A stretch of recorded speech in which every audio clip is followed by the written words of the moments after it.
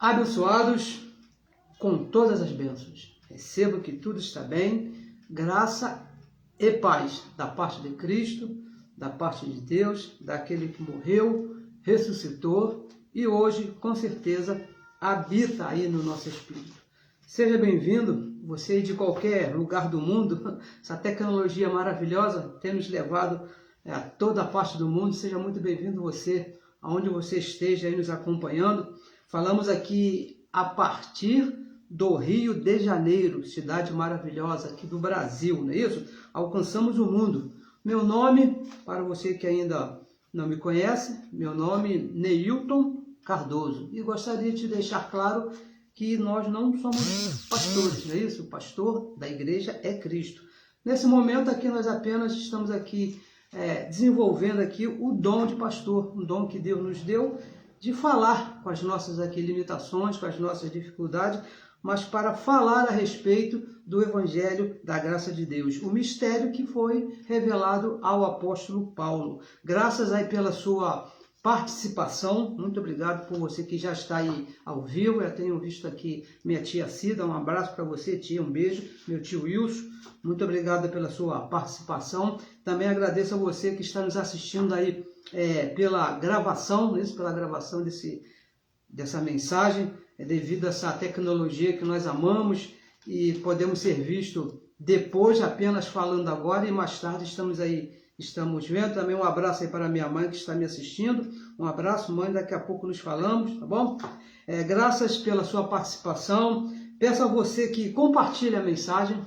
É importante, né, se você compartilhar a mensagem. Dê um like aí, acione o sino e todas as funções aí para que essa palavra corra e seja glorificada. É importante que as outras pessoas, os outros irmãos ouçam e tenham os olhos do entendimento iluminados, assim como aconteceu comigo, aconteceu com você. Eu fiquei sabendo que eu era um abençoado depois que eu ouvi que está escrito no Evangelho. Eu entendi que eu não tenho pecado, que Cristo perdoou todos os pecados, que eu já nasci perdoado por Deus depois que eu ouvi. Então, para isso é necessário que você compartilhe, que você participe, para que a palavra corra e seja glorificada. Isso é muito importante, abençoados. O tema de hoje, o tema que Deus mesmo colocou aqui na nossa mente, no nosso coração, diz que Deus, olha só, Deus é fogo consumidor. Hebreus capítulo 12, versículo 29. Eu tenho certeza que você já ouviu essa expressão aí na religião, você que já passou por algum lugar chamado igreja evangélica, principalmente, eu tenho certeza que você já ouviu essa expressão, onde alguém falou para você, olha, cuidado que Deus é fogo consumidor. E vamos falar a respeito desse assunto. O que foi que houve para o apóstolo Paulo, cremos que tenha sido o apóstolo Paulo, ter usado essa expressão, se referindo a Deus, chamando Deus de fogo consumidor. Mas antes de entrarmos aqui na mensagem, direto na mensagem, deixa que eu te falar a respeito da nossa nova página no canal do YouTube. Veja bem, estamos aí com uma nova página no nosso canal do YouTube. Não é ao vivo. Por enquanto, não é ao vivo, mas pretendemos mais tarde estar. A página se chama Abençoados com Todas as Bênçãos. Um link, com certeza, nós vamos colocar aí depois aqui na mensagem para que você se inscreva no nosso canal, tá bom? A página anterior, aquela que já estamos aqui há algum tempo, ela não está no nosso nome. Então, estava gerando assim, uma certa dificuldade de administração. Nada contra a palavra, não, apenas por causa da distância. Nós estamos num corpo de carne que ele é limitado, então existe uma necessidade de estarmos perto. E devido a essa distância, estávamos causando uma dificuldade. Então, nós estamos aqui com uma nova página no YouTube e gostaria de pedir a você que se inscreva nessa página para que a palavra corra e seja glorificada. Além de compartilhar aqui as mensagens no YouTube, aí no Facebook, nas suas páginas aí da internet, para que todos possam ouvir. Se inscreva no nosso canal. Abençoados com todas as bênçãos. Não estaremos em dois canais, apenas em um só.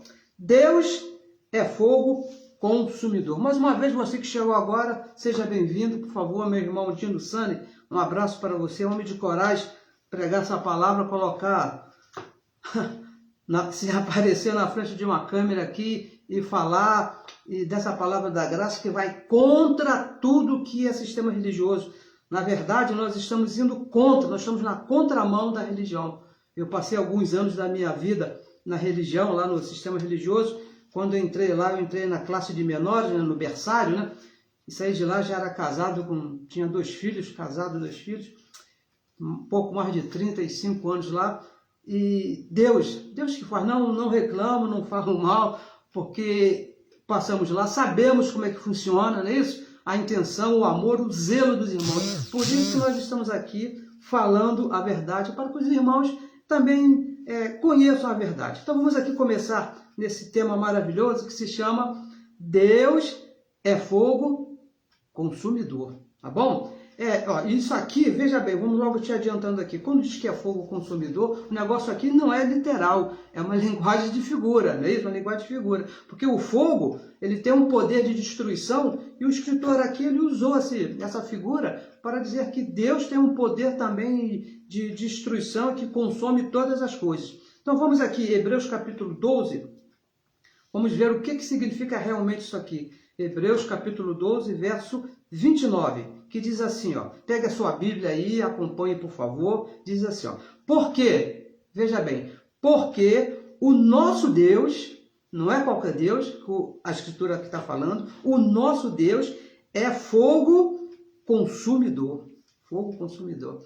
E se cabe aqui uma oração aqui nesse momento, eu gostaria de orar dizendo que os olhos do seu entendimento já estão iluminados por Deus para você entender que Deus realmente é fogo consumidor, tá bom? Então aqui no verso 29 nós lemos que Deus é fogo consumidor. Veja, abençoados, esse é um verso que lá na religião, lá no sistema religioso, principalmente nos lugares chamados igrejas evangélicas, causa medo, não é isso? Causa medo, ameaças, traz um terror aos irmãos. Qualquer irmão, quando esse verso é usado, geralmente é para corrigir alguém, na intenção de chamar a atenção de alguém. E mais, esse verso que diz que Deus é fogo consumidor, ainda sofreu um acréscimo. Se você esteve lá na religião, você lembra muito bem, né? Eu falava muito, eu pregava muito e falava assim, Deus é amor, mas também é fogo consumidor. Já tinha até virado um chavão, né? Porque esse Deus é amor que não está aqui incluído no verso, mas a religião é para causar mais medo, mais terror, colocar a pessoa em dúvida, não é isso? Acrescentou esse Deus é amor, que na verdade Deus é amor, mas também é fogo consumidor, mas não o fogo consumidor que a religião vem ensinando. Olha, e essas ameaças elas são aplicadas nos irmãos que têm mau comportamento, que não obedecem à doutrina da igreja.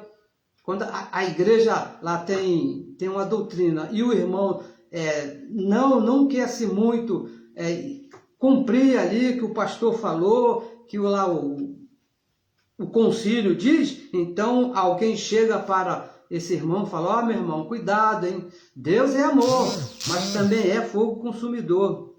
A esses, o Senhor vai pesar a mão, diz que, olha, cuidado com a mão do Senhor, que Deus pode te consumir. Principalmente, abençoados, com aqueles irmãos que deixam as chamadas igrejas se desviando dos caminhos do Senhor por causa dos desejos da carne. Quando um dos irmãos se afasta por causa de adultério, por causa de beber, ou por outro desejo da carne, aqueles que estão lá em Gálatas, capítulo 5, verso 19, quando um desses irmãos se afastam, são chamados de desviados, a esses Deus poderá destruir, Deus poderá consumir, porque Deus é amor, mas também é fogo consumidor. Assim diz a religião, assim me ensinou a religião, e eu pregava muito assim, eu falava muito assim com os meus irmãos, cuidado meu irmão, Deus é amor, e aplicava também isso na minha vida, né? Deus é amor, mas eu não posso vacilar, não posso errar, porque Deus também é fogo consumidor, e Deus pesa a mão. Olha, abençoado, veja bem, Mas esse verso que nós lemos aqui, Hebreus capítulo 12, verso 29, lá na religião, ele é lido assim de uma forma isolada. Eu, pelo menos, quando estava lá, nos 30 e poucos anos que eu estava lá, quando li esse verso aqui, eu li assim de uma forma isolada. Parece até que só existe ele aqui no capítulo. Sem nenhuma relação, eu li esse verso, e mesmo a religião, meus irmãos lá, eles liam esse verso sem nenhuma relação com o capítulo 29, os versos anteriores. Não tinha nenhuma... Vamos ler aqui um verso aqui... E quando queria chamar a atenção de alguém, abria a Bíblia, Hebreus capítulo 12, versículo 29, e lia somente o último verso desse capítulo. E nunca foi explicado, pelo menos eu não me lembro nos anos que eu passei lá, nunca me foi explicado a relação desse verso com o restante do capítulo. Hebreus capítulo 12, do verso 1 até o verso 28. 29 é o último verso. Eu não me lembro assim de ter uma explicação, uma relação, por que Deus aqui no último verso, ele diz, o escritor diz que Deus é fogo consumidor. Por que ele falou isso em relação ao restante do capítulo? Eu nunca ouvi uma explicação. Abençoados, olha, veja bem, por favor, deixa aqui te falar uma coisa que eu aprendi aqui no Evangelho da Graça, quando conheci aqui, quando Deus iluminou os olhos do meu entendimento. Uma coisa muito importante que eu aprendi é que não existe verso isolado. Aquele verso ali, não abençoado, igual caixinha de surpresa. Lembra aquelas caixinhas de surpresa que o periquito vai lá, tira lá um verso? Não existe isso. Tudo está dentro de um contexto. Tudo que está escrito aqui é por alguma razão. Existe um contexto, um motivo. Porque o nosso Deus é fogo consumidor. Isso aqui tem um motivo, tem uma razão por qual o escritor, que nós queremos que tenha sido o apóstolo Paulo, escreveu esse verso aqui no último verso do capítulo 12 de Hebreus. Existe uma razão. Então, vamos ver aqui por que o autor da carta aos Hebreus, no capítulo 12, no verso 29, ele disse: Deus é fogo consumidor. Se nós cremos, veja bem, se nós cremos que tudo já foi consumado por Cristo, lá no livro histórico de João, no capítulo 19, no verso 30, quando ele estava lá na cruz, Jesus disse, um pouquinho antes de morrer, ele disse, está consumado. Então, o que estaria faltando para Deus consumar, segundo o autor da carta? Porque ele diz, Deus é fogo consumidor. E isso foi depois da cruz, quando o apóstolo Paulo escreveu essa carta aos Hebreus, relatando esse assunto. Porque o apóstolo Paulo escreveu nisso, que Deus é fogo consumidor. Ou será, abençoados, vamos aqui pensar, né? Será que a religião está falando a verdade? Será que realmente Deus é fogo consumidor e pesa a mão e castiga aqueles que se afastam dele, aqueles que deixam a igreja, aqueles que se metem nas obras da carne? Será que realmente Deus pesa a mão e consome com esses? Será que a religião, né, está com a razão? Vamos ver aqui, Hebreus capítulo 12, eu acho que o capítulo 12, vamos ler aqui alguns versos anteriores para podermos entender por que o escritor aqui, no finalzinho, ele disse que Deus é fogo consumidor. Hebreus capítulo 12, no verso 25, diz assim, Vede que não rejeiteis ao que fala. Não rejeite ao que fala. Por quê? Se não escaparam aqueles que rejeitaram o que na terra os advertia, muito menos nós, se nos desviarmos daquele que é dos céus.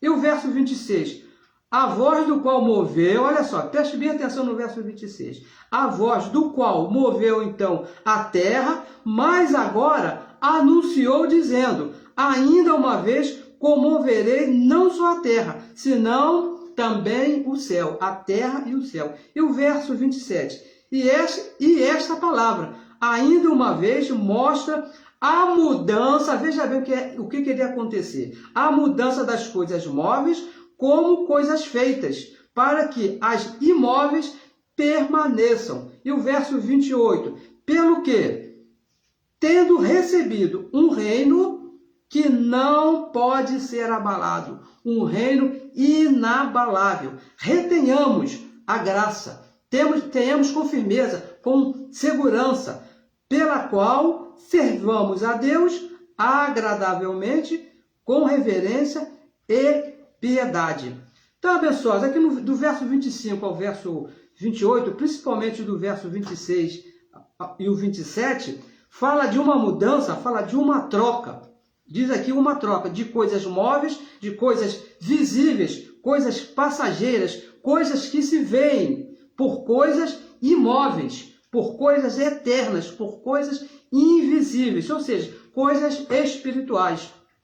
E esta mudança, veja bem, esta mudança, o resultado dessa mudança que está falando aqui, nos deu, ou seja, recebemos um reino inabalável. Diz que depois que Deus mudou as coisas móveis pelas coisas imóveis, as coisas visíveis pelas coisas invisíveis, a Igreja de Cristo recebeu um reino inabalável. Depois que Deus mesmo, veja bem, depois que o próprio Deus mudou as coisas visíveis pelas coisas invisíveis. Tá certo?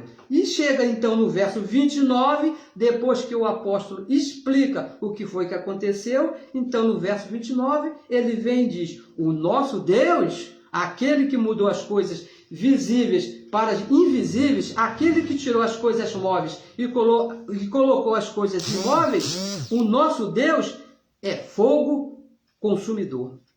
E veja bem, dando a entender, olha só, dando a entender que a mudança que Deus fez foi feita com fogo. Com fogo. Por isso que ele disse, a palavra do nosso Deus não resiste ao fogo. Ele disse, não é isso? O nosso Deus é fogo consumidor. Não existe como resistir à palavra do nosso Deus. Fogo que consumiu o que era visível. Por isso que ele falou, o nosso Deus é fogo consumidor. E ele disse que iria mudar, e o que foi que aconteceu? Mudou, porque foi a palavra do nosso Deus, estabelecendo o que é invisível. O que está estabelecido hoje, abençoado, não se pode ver. Lá em 1 Coríntios 15:50, o apóstolo diz que o reino de Deus não veio com visível aparência. Não se pode ver, porque foi mudada. Por isso que diz, Deus é fogo consumidor, porque o fogo tudo consome, o fogo tudo muda, seja o que for, abençoado. O que você jogar no fogo, o que passar pelo fogo, não vai ser mais o mesmo. Vai acontecer uma mudança. O que Deus terminou, abençoado, aconteceu. Tudo aconteceu da maneira que Deus determinou. Não adianta, lá no passado já teve um profeta lá que disse, Deus falou através desse profeta, que farei toda a minha vontade. E não adianta você tremer, não adianta você pular, não adianta você reclamar, porque Deus sempre fez toda a sua vontade. Por isso que nós falamos, por isso que o Evangelho diz que Deus é soberano. Deus é soberano, abençoado. Não adianta você querer fazer acontecer. Hoje eu estava vendo alguma coisa aqui no Facebook, alguém postou dizendo que a oração do crente, o joelho dobrado, move a vontade de Deus. Abençoado, não move a vontade de Deus, abençoado, porque Deus é soberano, Ele já escreveu, já determinou os nossos dias, mesmo antes de você chegar nesse corpo.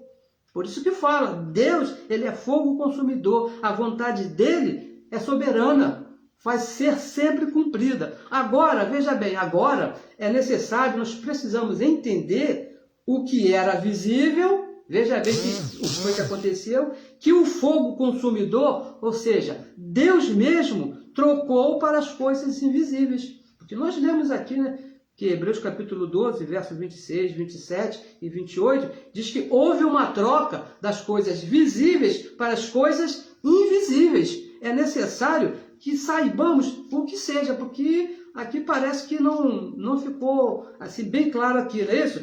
Olha, abençoado, veja bem, vamos aqui tentar entender, vamos entender, porque nós temos a mente de Cristo e pensamos igual a Deus, o que são as coisas visíveis que o próprio Deus, que é fogo consumidor, trocou para as coisas invisíveis. Veja bem, os profetas de antigamente, aqueles profetas lá do Velho Testamento, o próprio Evangelho, ele sempre fala de dois pactos. Dois pactos. É necessário que você entenda isso. Aqui em Gálatas capítulo 2, verso 7, diz que fala de dois pactos, dois evangelhos. O evangelho da circuncisão, que foi dado a Pedro, que representa a lei de Moisés até a cruz, e fala também do evangelho da incircuncisão, que foi confiado ao apóstolo Paulo, que é da cruz para frente. São dois evangelhos. A lei de Moisés, um pacto de obras, não é isso? Até a cruz, um pacto para a carne, com aparência visível. Coisas que podiam ver, eram sacrifícios, eram obras, e tinham que pagar o preço, eram coisas visíveis. E também fala do pacto da graça, não é isso? Um pacto por fé. Essa que é a diferença, um pacto por fé. Para o Espírito, coisas invisíveis, sem aparência física. Não existe aparência física para as coisas do Espírito. Lá em Jeremias, olha só, Jeremias capítulo 8, no verso 8 ao 10, fala a respeito dessa mudança também. Mas como o apóstolo Paulo escreveu em Hebreus, capítulo 8, no verso 8 até o verso 10, nós vamos ler aqui, que ele copiou, ele repetiu, que diz assim, ó, porque, Hebreus capítulo 8, verso 8 até o 10, que diz assim, ó, porque repreendendo-os diz, eis que virão dias, diz o Senhor, em que com a casa de Israel e com a casa de Judá estabelecerei um novo concerto, um novo pacto. E verso 9, não segundo o concerto que fiz com seus pais no dia que os tomei pela mão para os tirar da terra do Egito, lá o povo lá de Israel. Como não permaneceram naquele meu concerto, não permaneceram no pacto, não obedeceram, eu para eles não atentei, diz o Senhor. E o verso 10, diz assim o verso 10, porque este é o concerto que depois daqueles dias, depois do concerto que estava, farei com a casa de Israel, diz o Senhor. E como seria esse concerto, esse novo concerto? Porei as minhas leis no seu entendimento e em seu coração as escreverei. E lhes serei por Deus e eles me serão por povo. Então Deus fala aqui da troca das alianças, da troca do pacto, que Deus iria dar ao povo um novo pacto, uma nova aliança. Hebreus capítulo 10, verso 9, diz que a troca já foi feita. Ó, 10, 9 diz assim, então disse, eis que venho para fazer, ó Deus, a tua vontade, tirar o primeiro pacto para estabelecer o segundo. A troca já foi feita. A troca já foi feita. Agora a pergunta é, quando foi que foi feita essa troca? Romanos capítulo 10, verso 4, diz que o fim da primeira aliança, o fim da lei de Moisés, é Cristo, ali na cruz, para a justiça de todo aquele que crê. A troca, a mudança que foi prometida, o que era visível, que era a lei de Moisés, que era tudo por ver, tudo por fazer, tudo por obra, teve fim na cruz. Por isso que hoje nós não nos pegamos, não praticamos as coisas visíveis, como jejum, santa ceia, batismo nas águas, porque eram coisas visíveis que na cruz foram trocadas. Fica bem claro aqui quando Deus fala aqui, que irei estabelecer um novo concerto, uma nova aliança. E o apóstolo Paulo deixa bem claro, Romanos 10,4, diz que o fim daquela aliança, o fim daquele pacto, foi na cruz, quando Cristo morreu e ressuscitou. Acabou. E isso, abençoado, aconteceu ali na cruz. Nós já falamos aqui, eu nem sei quantas vezes, todas as reuniões nós falamos, porque isso é que prende, pelo menos me prendia lá na religião, quando eu estava lá, era fazer. Eu queria fazer alguma coisa, eu queria me batizar, eu queria participar da ceia, eu queria dar o dízimo, eu queria fazer, sacrificar, porque eu não entendi ainda que Cristo na cruz mudou, tirou o que era visível e o próprio Deus ali na cruz estabeleceu as coisas invisíveis. Ou seja, ele tirou a lei de Moisés, que era coisas por vista, estabeleceu as coisas invisíveis. Por isso que o apóstolo Paulo, escrevendo aos Coríntios, ele diz que nós, depois da cruz, não andamos por vistas, nós andamos por fé, andamos por aquilo que nós cremos, que é o Evangelho da Graça, pelas coisas invisíveis. Eu não preciso ver acontecer alguma coisa para falar, nossa, Deus é tremendo. Não, abençoados. Nós cremos que Deus já cumpriu todas as coisas. E veja que essa mudança aconteceu na cruz. A morte de Cristo trouxe por consequência o fim da lei. Acabou ali. E veja bem, nós gostamos aqui de deixar isso aqui bem claro. Acabou com a lei no sentido espiritual. Romanos capítulo 10, versículo 4, nós falamos sempre aqui. Para Deus não existia mais lei. Ali, quando Cristo morreu, ressuscitou, se fosse possível alguém chegar para Deus um dia depois, acabou, Cristo morreu, ressuscitou, a lei acabou. E se alguém chegasse para Deus e perguntasse para ele, como é que está a lei? Que lei? A lei acabou, não existe mais, já dei fim na lei, morri lá na cruz, lá num corpo de carne chamado Jesus de Nazaré, e eu mesmo dei fim à lei. Acabou. Isso é no sentido espiritual. Mas, veja bem, abençoados, veja bem, o apóstolo Paulo que diz aqui que Deus tirou as coisas visíveis e colocou as invisíveis. Mas o que era visível para a lei, ainda era visto. Precisava desaparecer, que era o templo de Jerusalém, o famoso templo de Jerusalém.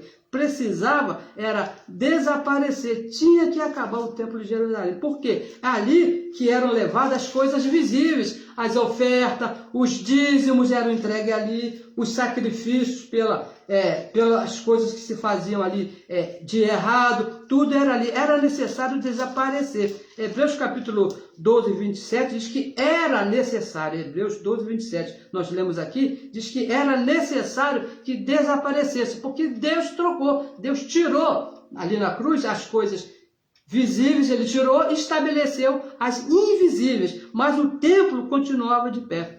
E deixa aqui te falar um detalhe muito importante. Não foi na cruz, veja bem, não foi na cruz que o templo, aquele suntuoso templo, foi derrubado. Não foi na cruz. Não foi na cruz. Então, quando foi que Deus, que é fogo consumidor, fez essa mudança? Hebreus capítulo 12, 29, diz aqui que Deus é fogo consumidor. Precisamos entender quando é que houve essa mudança. Mateus 24, vamos voltar a Mateus 24, abençoados.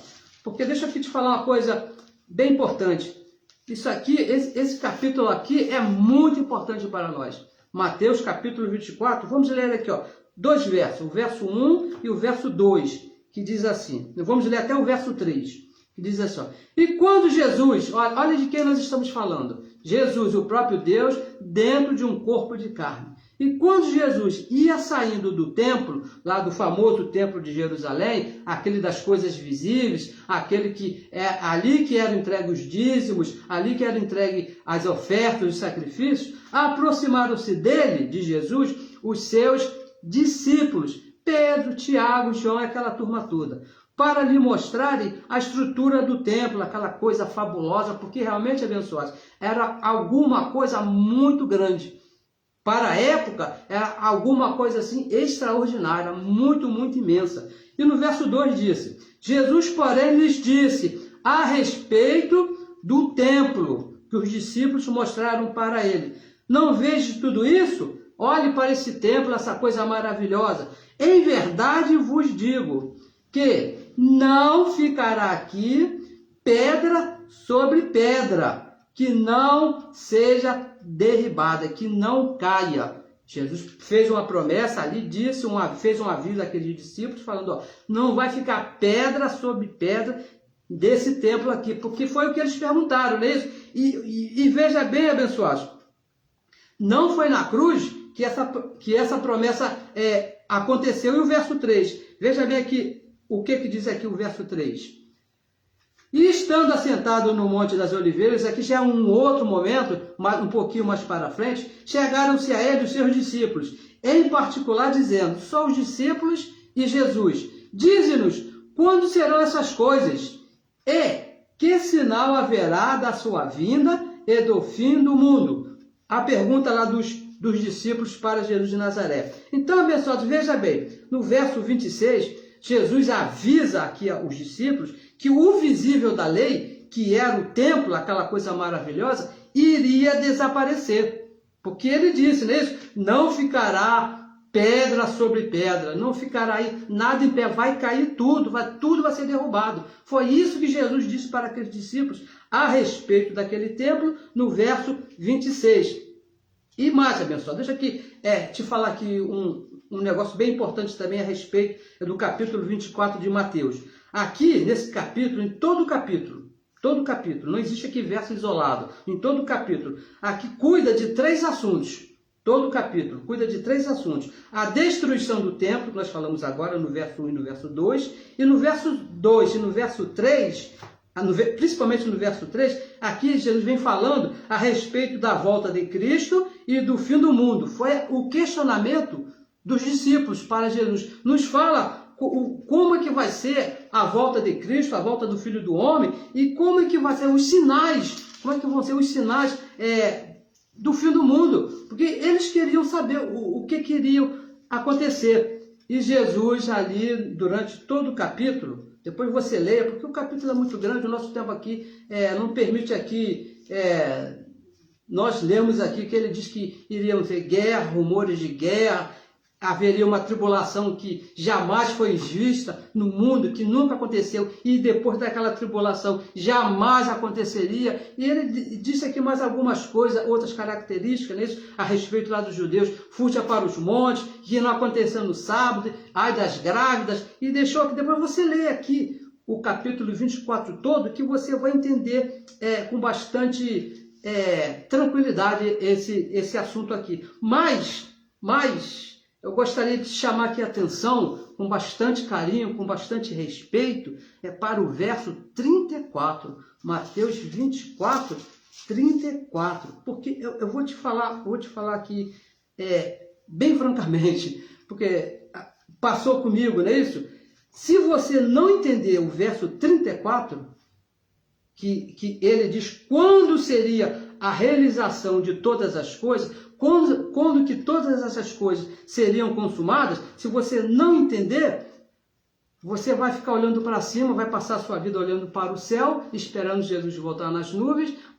Quando você souber de uma guerra e algum país vai pensar que Jesus está voltando, que é o fim do mundo, e essa pandemia que houve aí da Covid, você pode até pensar que já era sinal da volta de Jesus. Por quê? Porque você não entendeu o verso 34. Você pode até entender o capítulo todo, mas se você não entender o verso 34, essa semana, 2 dias atrás, eu estava vendo na internet um abençoado que tem o título de pastor, muito inteligente, muito diploma, muito culto, vários idiomas, e ele estava falando a respeito do capítulo 24 de Mateus e me chamou a atenção para ele. Opa, é comigo mesmo, isso aí me interessa.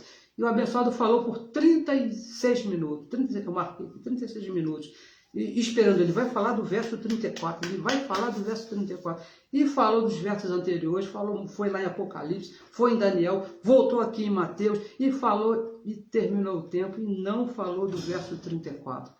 Resumindo, o abençoado está esperando a grande tribulação, está esperando Jesus voltar nas nuvens, está esperando os sinais do fim do tempo, achando que a Terra, o planeta Terra, o cosmos, vai ser destruído algum dia.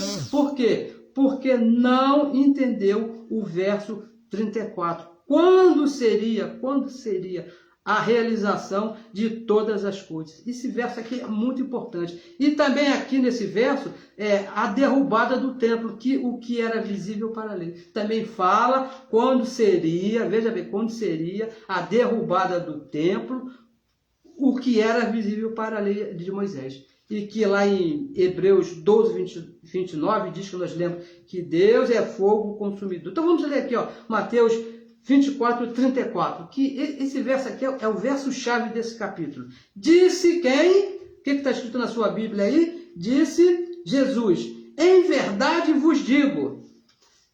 Bem, se você diz, né? Eu falo por mim, você fale por você. Se você diz que é um filho de Deus, que você é cristão e crê em Cristo, você tem que crer nisso aqui. Porque, quem está falando é Jesus. Em verdade vos digo que não por favor, abençoado, leia com bastante carinho. Não passará esta geração. Quem que está falando? Jesus de Nazaré, a geração dele. Então ele diz que a geração dele não passará, não vai terminar a geração dele, os dias dele lá de geração, sem que todas estas coisas aconteçam. E que coisas são essas? Os 3 assuntos que rege aqui o capítulo 24. A derrubada do templo, a volta de Jesus e o fim do mundo. Estes são os assuntos desse capítulo. Quando lá no versículo 1, 2 e 3, Jesus e os discípulos conversaram a esse respeito. Jesus falou, não vai ficar pedra sobre pedra, e os discípulos perguntaram para ele, um pouquinho mais afastado lá do templo, quando seriam os sinais da sua vinda e do fim do mundo. E no versículo 34, Jesus disse, em verdade vos digo que não passará esta geração sem que todas essas coisas aconteçam. Existem aqui outras referências que provam essas coisas aqui. Mas o nosso assunto aqui é a destruição do templo, as coisas visíveis da lei. E aconteceu, abençoado, veja bem, aconteceu no ano 70 depois de Cristo. Você pesquise, veja a história, diz que na geração de Jesus, isso aconteceu na geração de Jesus. Roma invadiu Jerusalém, através lá de um general chamado Tito, lá com seu pai lá, e destruiu o templo. Destruiu, acabou, botou abaixo, não ficou pedra sobre pedra, como foi anunciado por Deus, lá em Mateus 24, 1, que nós lemos aqui. Vamos ler aqui mais uma vez, aqui, Mateus 24, 1. E quando Jesus ia saindo do templo, aproximaram-se um deles, seus discípulos, para lhe mostrar a estrutura do templo. Jesus, para eles, disse, não vedes tudo isso? O templo, em verdade eu vos digo, que não ficará aqui pedra sobre pedra que não seja derribada, que não caia, como foi anunciado por Jesus no ano 70, o general titular de Roma invadiu Jerusalém, claro, por decreto de Deus, soberania de Deus, não é isso? E destruiu toda a cidade, acabou com tudo e derrubou o templo de Jerusalém. O que era visível para a lei, acabou, caiu ali. O que está escrito aqui em Hebreus 12, 29, que diz que Deus é fogo consumidor. Ele consumiu lá com o templo de Jerusalém. Este, abençoado, este é o assunto relatado, tratado aqui em Hebreus. Vamos voltar aqui em Hebreus. Hebreus capítulo 12, no verso 29. Porque o nosso Deus é fogo consumidor. Porque ele prometeu, aqui nos versos anteriores, não existe verso isolado, ele diz que tiraria as coisas visíveis, que era a lei de Moisés, e iria colocar as coisas invisíveis, que é o Espírito, na mente, porque o nosso Deus é fogo consumidor. E faltava derrubar o templo, e ele derrubou o templo.